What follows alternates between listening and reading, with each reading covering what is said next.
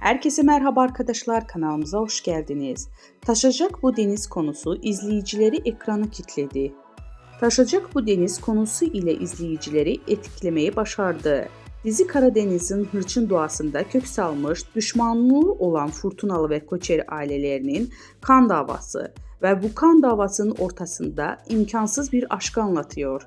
Nesillerdir süren bu husumetin ortasında ailelerin çocukları olan Adil Koçeri ve Esma Fırtuna'nın geçmişte yarım kalmış tutkulu sevdası yeniden canlanıyor.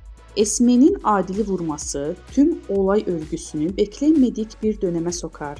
Tam bu anda büyük sırrı çözmek için Trabzon'dan gelen Yunan doktoru Eleni, Adil'in yaşamını kurtarması iki düşman ailenin yazısını kökten değiştirir.